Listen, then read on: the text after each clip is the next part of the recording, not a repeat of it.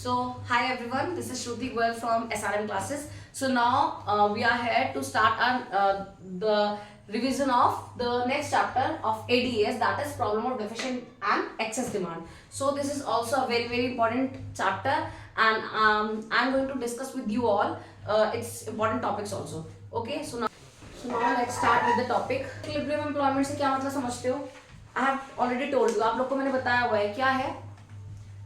Equilibrium means when AD is equal to AS, right? और employment, full employment means जब like willing, ठीक है, जब मुझे पता है, तुम लोग को पता है, जब those who are willing to work and those who are able to work are getting work and they are able to work at the existing wage rate. जो भी existing wage rate है उस पर वो काम करने के लिए रेडी भी है और कर भी रहे हैं, उनको काम मिल भी रहा है, उसको बोलते हैं फुल एम्प्लॉयमेंट लेवल. ठीक है, तो it refers to that situation. Full equilibrium employment में बोल रही हूँ. इक्विलिब्रियम का मतलब क्या है? वो सिचुएशन जहाँ पे एस और आई या फिर एडीएस इज इक्वल टू आपका इक्वल होते हैं. S is equal to AD और S is equal to I. ये क्लियर है, बताने की जरूरत नहीं है. But with the utilisation of resources. Clear होगी बात? आगे बढ़ते हैं. एग्जाम्पल तो यही है आपका. एग्जाम्पल मैं दे सकती हूँ क्या? प्लान एक्सपेंडिचर क्या होता है? बोलना जल्दी बताओ. एडी होता है कि एस? जल्दी. एडी. प्लान आपका प्रोडक्शन. यस, प्रोडक्शन मतलब आउटपुट. आउटपुट मतलब जितना ज्यादा आउटपुट उतनी ज्यादा सेल, उतनी ज्यादा इनकम. तो एस. क्लियर है? तो ये है एग्जांपल. मान लेते हैं कि आपका 10 लाख ही प्लान एडी थी, ठीक है, और 10 लाख ही आपका प्लान प्रोडक्शन हुआ. इक्वल है. ये क्या लेवल है? ये है आपका फुल इक्विलिब्रियम एम्प्लॉयमेंट. क्लियर हो गया? आगे देखते हैं. अंडर एम्प्लॉयमेंट इक्विलिब्रियम क्या सिचुएशन होगी? ये था फुल इक्विलिब्रियम एम्प्लॉयमेंट जहां पे सब रेडी है काम करने के लिए, सबको काम मिल रहा है. मैक्सिमम कैपेसिटी जितना प्लांट एडी है प्लांट एएस के इक्वल है, वो फुल इक्विलिब्रियम एम्प्लॉयमेंट है जहां पे फुल्ली यूटिलाइजेशन ऑफ रिसोर्सेज हो रहा है. ठीक है. दूसरा टॉपिक हम बात करते हैं क्या मतलब समझते होंगे इसके बारे में. Underemployment equilibrium to that situation in the economy when AS is equal to AD, S is equal to I, but without full utilization of resources. ठीक है. मान लो मैक्सिमम कैपेसिटी जो है प्रोड्यूस करने की वो तो है कितने की? 10 lakhs, राइट. बट एक्चुअल में जो प्लान एडी है वो 8 का है और plan AS is equal to 8. बताओ क्या हुआ? समझना बात को. अंडर एम्प्लॉयमेंट इक्विलिब्रियम मतलब ये इक्विलिब्रियम है तो इसका मतलब AS is equal to AD तो है. जितना हमने डिमांड प्लान किया था, जितना हमने प्लान किया था एएस मतलब सप्लाई या इनकम प्रोडक्शन, वो तो इक्वल आ रहा है. इक्विलिब्रियम की सिचुएशन तो है S is equal to I और AS is equal to AD. ठीक है. बट अंडर एम्प्लॉयमेंट है मतलब जितने मैक्सिमम एम्प्लॉयमेंट होना चाहिए था ना, जितनी ये दोनों चीजें प्लान्ड होनी चाहिए थी, डिमांड भी और सप्लाई भी या प्रोडक्शन भी, उतना नहीं हुआ है. कैपेसिटी मैक्सिमम थी मान लो 10 लाख की, ठीक है, प्रोडक्शन की और डिमांड की.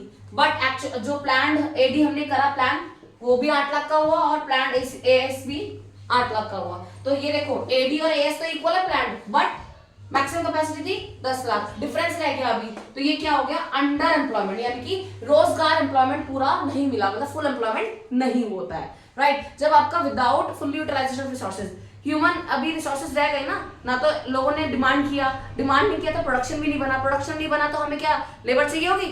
उतनी नहीं चाहिए होगी उतनी, तो एम्प्लॉयमेंट भी नहीं हुआ. तो इसलिए अंडर एम्प्लॉयमेंट है. मतलब मैक्सिमम कैपेसिटी थी 10 लाख प्रोड्यूस करने की, बट लोगों ने जो प्लांट एएस मतलब जो प्रोडक्शन हुआ प्लांट वो था 8 लाख का, और ऐसे ही लोगों ने जो डिमांड किया प्लांट वो भी 8 लाख था. तो इसलिए डिफरेंस आ जाता है. तो इसलिए हमने कहा है यहाँ पे अंडर एम्प्लॉयमेंट है. 2 टाइप्स की अनएम्प्लॉयमेंट होती है. क्या? Voluntary unemployment and involuntary. Can anyone tell me about the meaning of voluntary? कोई आप में से है जो बताएगा वॉलंटरी का मतलब या अनवॉलंटरी का, या आप में से कोई? वॉलंटरी जो चाहते हैं उनको जॉब. ठीक है. जो I am talking about unemployment.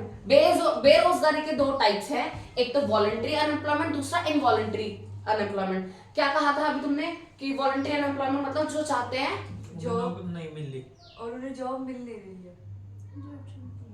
नहीं, वॉलंटरी मतलब अपनी मर्जी से, सुना होगा। एक सबसे सब बढ़िया एग्जांपल देती हूँ समझने के लिए। होता है ना कि वहां इतने वॉलंटियर्स थे, ये वॉलंटियर्स थे, मतलब जो अपने आप ही लग जाते हैं किसी काम में अपनी इच्छा से। तो यहाँ पे है अपनी इच्छा से, अपनी मर्जी से जो काम नहीं करना चाहते, जो जॉब नहीं करना चाहते, उसको बोलते हैं वॉलंटरी अनएम्प्लॉयमेंट। ठीक है। इनवॉलंटरी मतलब प्रॉब्लम है, इनवॉलंटरी मतलब जो चाहते हैं काम करना बट उनको काम नहीं मिल रहा है, उसको इनवॉलंटरी अनएम्प्लॉयमेंट बोलते हैं। क्लियर है? एक बार इसको कॉन्सेप्ट को बता देती हूँ, कॉन्सेप्ट बता पढ़ के। वॉलंटरी अनएम्प्लॉयमेंट क्या होता है? It refers to that situation when people choose to remain unemployed. When people choose to remain unemployed मतलब जो वो खाली रहना पसंद करते हैं, काम करना नहीं चाहते अपनी मर्जी से।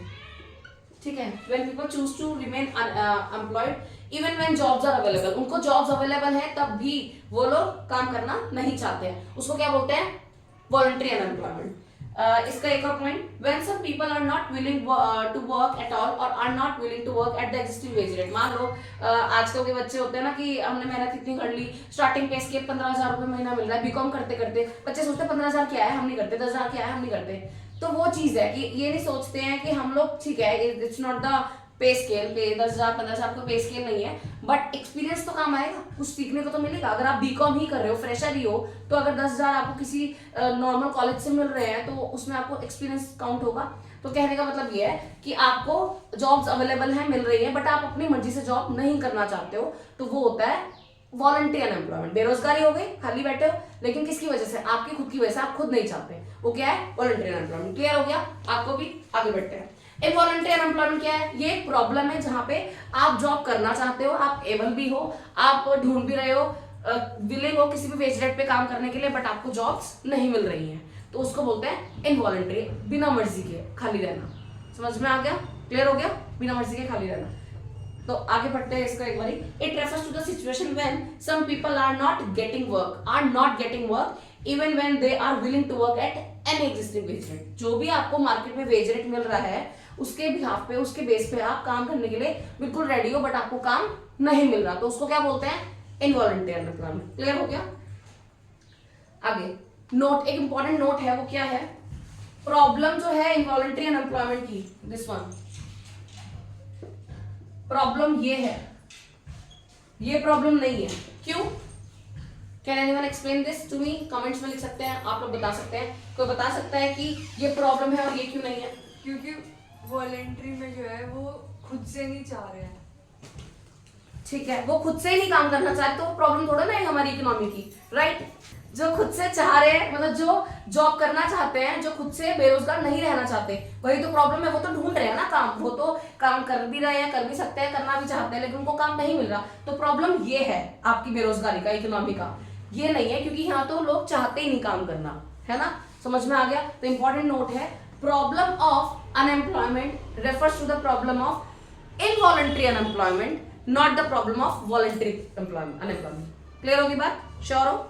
आगे बढ़ते हैं। हाँ, तो हम कर रहे थे next topic, full employment. Full employment क्या होता है? It is the situation when all the people are willing to work at the existing wage rate and are getting work and thus in a state of equilibrium. Full equilibrium यही है, यही पढ़ा था हमने। क्या भाई? जहाँ पे they are able to work, जो काम करना भी चाहते हैं, काम विलिंग टू वर्क, एबल भी है काम करने के लिए, and they are getting the work at existing wage rate, वो फुल इक्विलिब्रियम होता है। दैट इज जहाँ पे आपने जितना SL is equal to DL, मतलब लेबर की जितनी सप्लाई है उतनी ही लेबर की डिमांड भी है। ठीक है, उसको बोलते हैं क्या? Equilibrium, full employment level. ठीक है, इक्विलिब्रियम का मतलब लेकिन ये नहीं है कि जीरो इनवॉलंटरी अनएम्प्लॉयमेंट। देखना, फुल एम्प्लॉयमेंट नोट है, एक इंपॉर्टेंट टॉपिक है। फुल एम्प्लॉयमेंट का टॉपिक ओपन करोगे आप तो उसमें नोट गिवन है फुल एम्प्लॉयमेंट का। Got it? मिल गया? यहाँ पे क्या लिखा है नोट में? Full employment does not mean zero involuntary unemployment. भाई इनवॉलंटरी अनएम्प्लॉयमेंट क्या होता है? जिसमें लाइक हमारा वाले प्रॉब्लम्स वगैरह आ ठीक है, प्रॉब्लम है, मतलब जॉब नहीं मिल पा रही है हमें।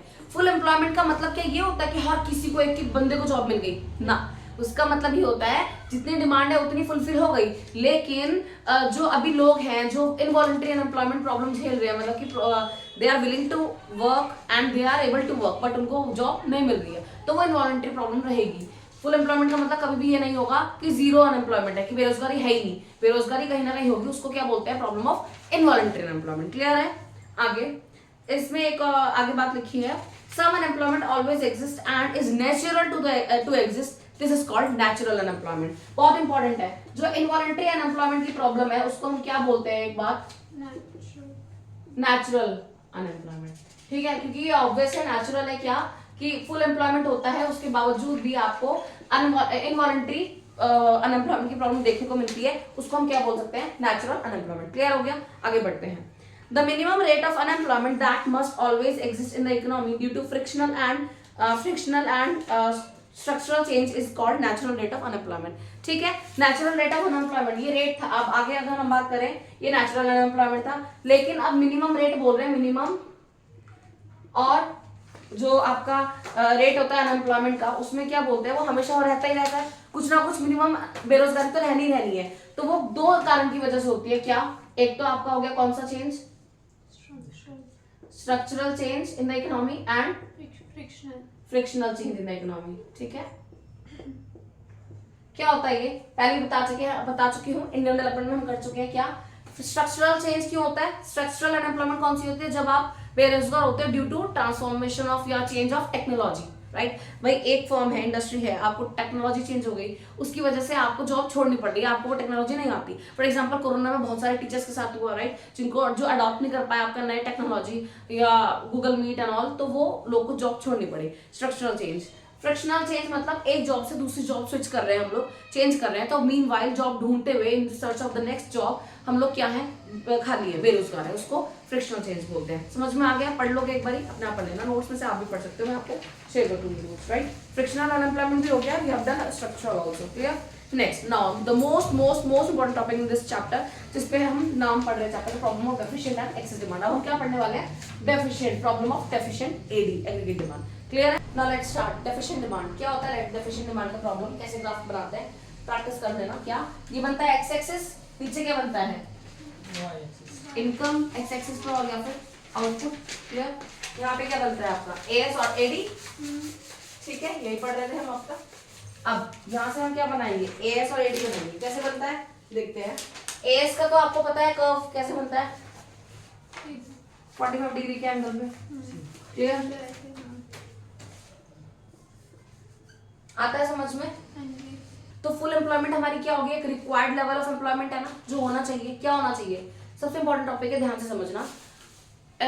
फुल एम्प्लॉयमेंट मतलब होता है कि जब आप फुल्ली एम्प्लॉयड हो, दैट इज जितनी मैक्सिमम कैपेसिटी है, फुल रिक्वायरमेंट है ऑफ द इकोनॉमी की मैक्सिमम कैपेसिटी होनी चाहिए. किसकी?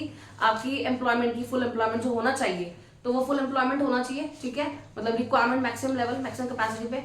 और प्लान हो गया वो जो हम लोग प्लान कर रहे हैं. ठीक है, तो यहाँ पे हम ध्यान देना, ग्राफ कैसे बनाएंगे. होना चाहिए, देखो ये हमारा एग्रीगेट सप्लाई है, दैट इज प्लान्ड एस, जो हम लोग पूरे इकोनॉमी में पूरे ईयर में प्लान कर रहे हैं कि इतना आपका एग्रीगेट सप्लाई होना चाहिए, प्रोडक्शन होना चाहिए. ये है प्लान. ठीक है, और ऐसे ही हमने एक एडी प्लान किया. ठीक है, कि पूरी इकोनॉमी में हमारी डिमांड पूरी इकोनॉमी की इतनी होनी चाहिए. ठीक है, ये मतलब इतनी चाहते हैं हम, डिजायर्ड है. वो हमेशा जीरो से स्टार्ट नहीं होती, क्योंकि इनकम जीरो होती है तो हमारा खर्चा तो होता है, तो वो ऊपर से होती है, तो पता ही है सबको. तो वो क्रॉस कर रही है मतलब यहाँ पे. ठीक, ये बन गया एडीपी. ये प्लान था, वो एएस था जो प्लान था प्रोडक्शन. ठीक है, तो हमारा इक्विलिब्रियम कहाँ पे आया? यहाँ पे. क्लियर हो गया? समझ में आता है? जो प्लान कर रहे हैं एडीपी और एएस के इक्वल हो गया. बट हमारी जो मैक्सिमम कैपेसिटी थी वो थी फुल इक्विलिब्रियम पे, वो थी इससे ज्यादा. मतलब हमारा, समझ में आ रहा है? ये क्या था? एडीएफ. आप लोग भी प्लीज, किसी को ना समझ में आए तो पूछ लेना. एडीएफ का मतलब क्या है? एडीएफ का मतलब है aggregate demand at full equilibrium या फुल लेवल ऑफ एम्प्लॉयमेंट. मतलब जहां मैक्सिमम कैपेसिटी पे आपका होना कितना चाहिए था? इक्विलिब्रियम लेवल यहाँ पे होना चाहिए था. होना यहाँ पे चाहिए था. मैक्सिमम कैपेसिटी जो थी आपकी फुल इक्विलिब्रियम एम्प्लॉयमेंट की, वो ये थी. बट एक्चुअल में आपका जो यानी कि प्लान जो हुआ है AD is equal to S, वो यहाँ पे हुआ है. तो ये इसको क्या बोलते हैं? यहाँ पे क्या हुआ आपका फिर? इक्विलिब्रियम यानी कि ई डैश पे हुआ, होना था ई पे. तो क्या है ये? Deficiency demand. यस, इसको बोलते हैं डेफिशिएंसी इन डिमांड या डेफिशिएंट डिमांड बोल सकते हैं ना इसको. इज कॉल्ड डेफिशिएंट डिमांड, और we can say it as deflationary gap बोल सकते हैं हम इसको।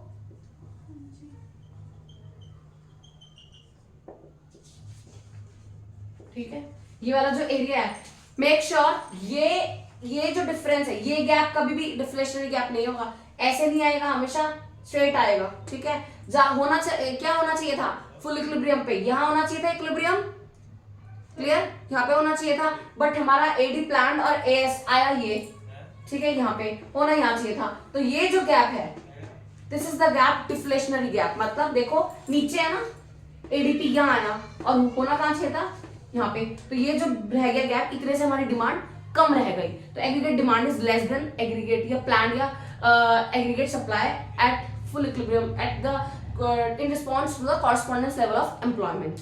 ठीक है, जो हमारा फुल एम्प्लॉयमेंट का लेवल है ये वाला, इसके कॉरस्पॉन्डेंस में हमारी जो एग्रीगेट डिमांड है प्लान वो कम रह गई। इसको बोलते हैं डिफ्लेशनरी गैप, डेफिशिएंट डिमांड, कमी होना।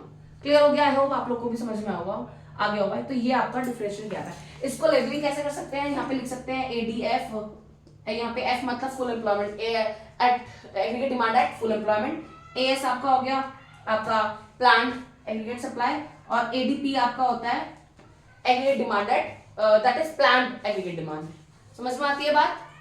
और एक और चीज बोल सकती हूँ मैं, ध्यान देना जरा ग्राफ में आप लोग भी, ये जो एएस का ग्राफ है, कर्व है, as is more than this ADP, है ना। तो जो प्लान एएस है वो ज्यादा है किससे, आपके प्लान एडी से। ये नीचे है, ये ऊपर जा रहा है। समझ में आ गया? और ये यहाँ पे हमें क्या लिखना है कि ADP is less than AS in correspondence to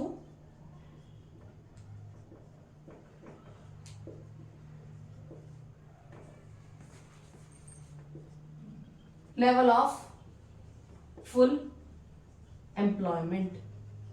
clear है बात? बहुत इंपॉर्टेंट है ये। क्लियर है ना बात? समझ में आती है? सबको आती है?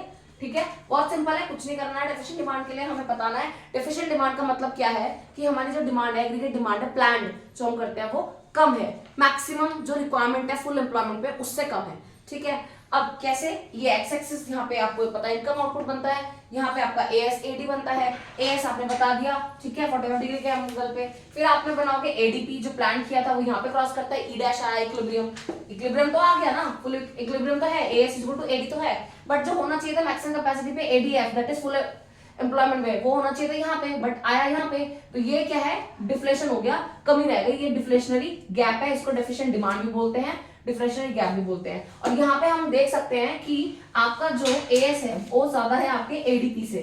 ठीक है, ये जो एरो है, ये जो दिख रहा है, एएस ऊपर है, एडीपी नीचे है, तो एडीपी आपका कम है एएस से, लेकिन इन कंपेरिजन, कायदे में तो इक्विलिब्रियम आ रहा है ना, लेकिन एडीपी कम है एएस से, कब, in correspondence to the level of full employment, full employment के कॉरस्पॉन्डेंस में, उससे अगर कंपैरिजन किया जाए तो। क्लियर हो गई बात? ये ग्राफ है, इसके आगे हम प्रॉब्लम्स पढ़ते हैं। क्लियर? बहुत इंपॉर्टेंट है ये topic. Now go through the deflationary gap definition fast. See, it is the gap by which actual I said, यहाँ पे actual का मतलब क्या है, planned. Clear? It is the gap by which actual or planned AD is less than what is required for full employment. ठीक है, ADP that is actually a planned ADP is less than the demand what is required for the full employment. ठीक है, आगे AD is said to be deficient when it is lower then what is required for the full utilization of resources. यही है, AD हम deficient कब कहते हैं, कब कम हुई, जब आपकी कम रहती है, ये जितनी हमें फुल यूटिलाइजेशन ऑफ रिसोर्सेज पे, फुल एम्प्लॉयमेंट पे चाहिए उससे कम रहती है, तो हम उसको एडी को क्या बोलते हैं, डेफिशिएंट। ठीक है, in correspondence to the level of employment. Clear हो गया? आगे in the above figure ADF line shows the required level of AD, ये बताया मैंने। ठीक है, रिक्वायर्ड लेवल जो होना चाहिए एडी का ये होना चाहिए था। ADP line shows what, ADP shows planned AD which is lower than the full employment of AD। समझ में आ गया ना? ये ADP क्या है आपका, planned है, लेकिन जो कम है किससे, आपके full employment of AD से। क्लियर होगी बात? आपको भी आगे बढ़ते हैं। The vertical difference, ये वर्टिकल डिफरेंस, ये डिफरेंस कौन सा है, ये वाला, this one is the vertical difference. ये क्या है, vertical difference between ADF and ADP, this one is equal to EF, इसको हमने डिनोट कर दिया F से, EF, and this is we called deficient demand. Clear हो गया आपको, सबको हो गया होगा I hope. Causes of deficient demand, demand कम क्यों रह गई, इसके कॉजेज, इसके कॉजेज क्या है, रीजन क्या है, वो पढ़ते हैं। In the fourth sector economy deficiency of AD occurs due to the following reasons.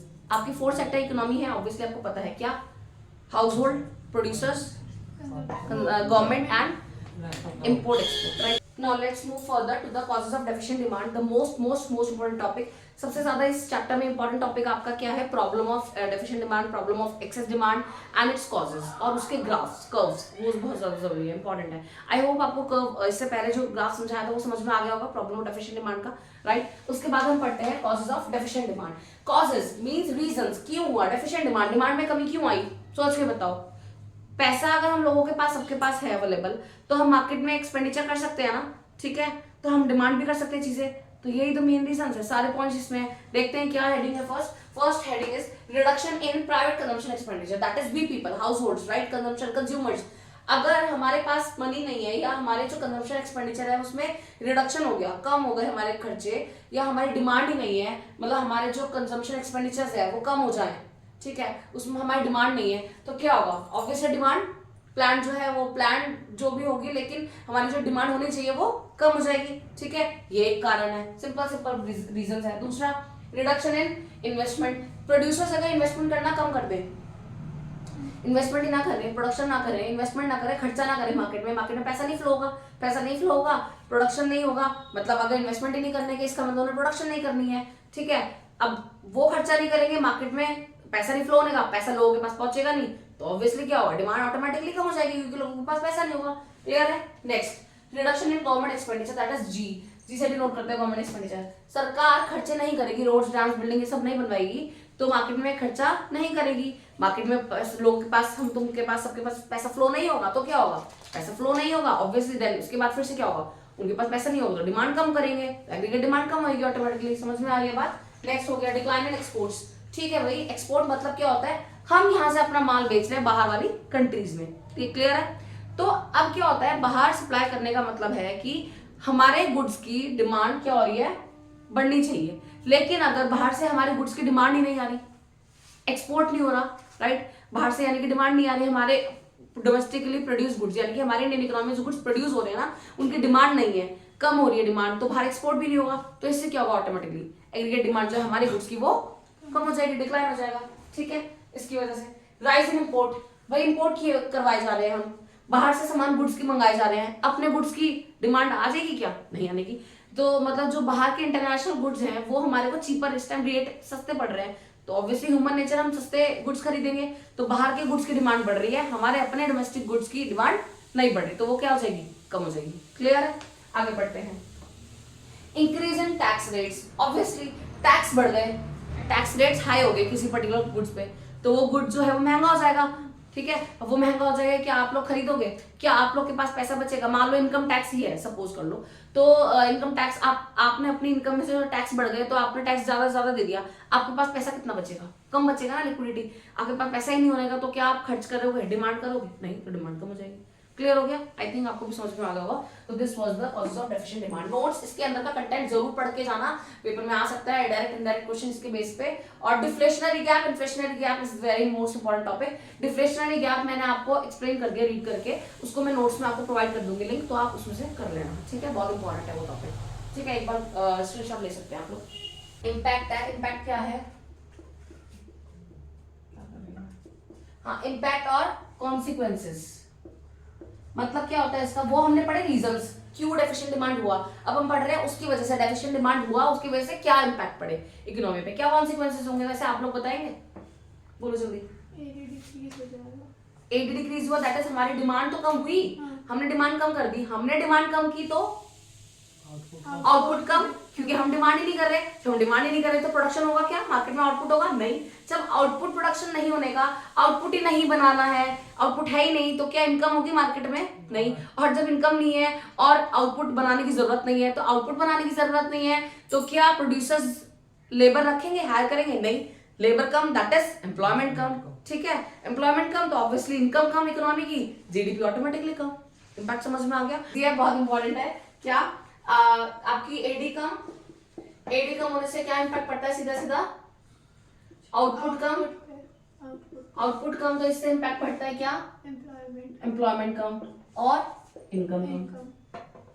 Income कम तो जीडीपी कम, क्लियर हो गया? इंपॉर्टेंट है ये। इस वीडियो के लिए आज अभी इतना ही रखते हैं। बाकी किसी को कोई प्रॉब्लम प्लीज कमेंट सेक्शन में बिलो आप मुझे बता देना, और notes I will share with you. आगे का पार्ट मैं नेक्स्ट वीडियो में आपको अपलोड कर दूंगी। Okay, till then take care, good luck, पढ़ते रहो, बस अच्छे से पेपर में बढ़िया करके आना, ठीक है? All the best, bye bye.